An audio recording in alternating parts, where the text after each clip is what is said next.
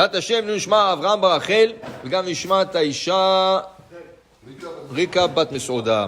Il dit ici, Patach, Rabbi Shimon dit un verset qui disait David Amelech, Ki peshaai ani eda, vechatati negdi tamid. Je connais mes péchés et ma faute est toujours devant mes yeux. Devant mes yeux. Okay? Alors, c'est veut dire quoi? David Amelech, il avait une histoire avec la femme Bathsheba. Bathsheba, c'était sa destinée. Elle a été mariée à un autre homme. Le Zohar, il pose plus tard une question. Si c'était sa destinée, pourquoi Hachem l'a donné à Uriah Hittite?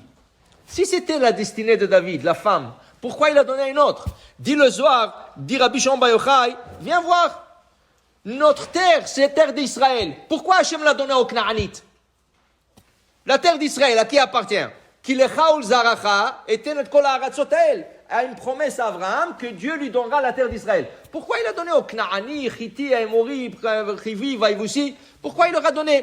Il dit Rabbi Shimon Bar Yochai, deux fois, avant que quelque chose te revient, il faut qu'il passe par quelqu'un d'autre. Il passe par quelqu'un d'autre, ensuite il te revient. Okay? Bathsheba, elle aurait dû passer d'abord par Uriah et ensuite revenir à David.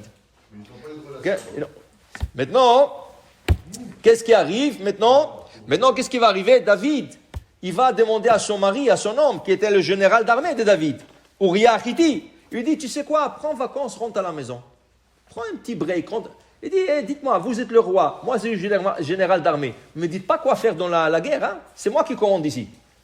Rien qu'il lui a dit ça, David aurait pu le tuer sur place. Parce qu'il s'est conduit avec audace envers le roi d'Israël. Qu'est-ce qu'il fait David? Non, il ne va pas le tuer. Il dit, tu veux sortir à la guerre? Sors, va. Il sort, il meurt. Maintenant, les gens, qu'est-ce qu'ils ont vu? Les gens, comment ça a été? Les gens, ils ont dit, il l'a tué pour prendre sa femme. C'est pas vrai? David, il a dit, rentre à la maison, et lui, il a dit, je vais sortir. Il dit, sors. Qu'est-ce que je vais te faire? Tu veux sortir, sors. Mais David, il a dit, t'es rentré. David Amelech, depuis, il n'arrêtait pas de pleurer. Il a dit, Ki peshaai ani eda. Je connais mes péchés, mais chatati, et cette faute est toujours devant mes yeux. Parce que ça avait l'air d'une faute. Et David Amelech, il a regretté. Au point que David Amelech ne mangeait que de ce jour-là du pain moisi et un verre de larmes. Il versait les larmes. Quand il disait le Télim le soir, il versait de larmes. Il mangeait. Alors un jour, il y avait un très bon ami à David, Barzillai Agiladi. C'est un homme qui a sauvé David quand il a été poursuivi par le roi Saoul. Et quand il est devenu roi, il est venu visiter David. David il était tellement content de le voir, il a fait un festin royal incroyable. Qu'est-ce qu'il ne lui a pas fait pour lui?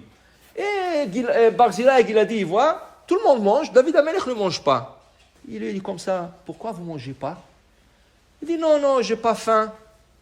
Il dit, ça veut dire que vous avez quelque chose de mieux que ça. Il dit, mieux que ça? Regardez ce que je vous ai préparé. Il dit, non, moi je veux manger avec toi. Il dit, tu es sûr? Il dit, oui, ok, attends la fin du repas. Ils ont fini le repas, il lui a emmené avec lui dans une chambre, une petite chambre, noire. Il y avait une petite table, une chaise, il y avait du pain, et tu voyais la moisissure sur le pain déjà. Il y avait un verre d'eau. Il a dit, voilà, chaque jour, après que tout le monde mange, moi j'assiste au repas. Je viens ici, je mange ce pain et je bois ce verre. Alors il dit, c'est quoi ce verre?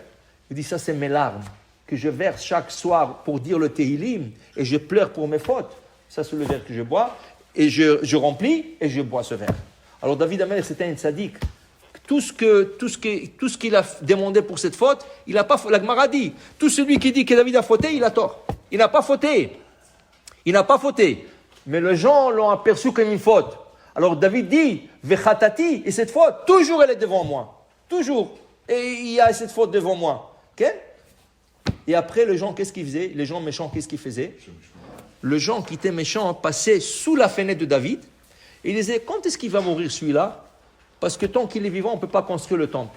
Hachem lui a dit, dans ton temps à toi, tu ne pourras pas construire le temple. Okay? Alors les gens méchants, qu'est-ce qu'ils faisaient? Ils passaient, David Amelech dit dans Tehillim, Samarti be'omrimli bet Adonai nelech. Je suis content qu'ils le disent.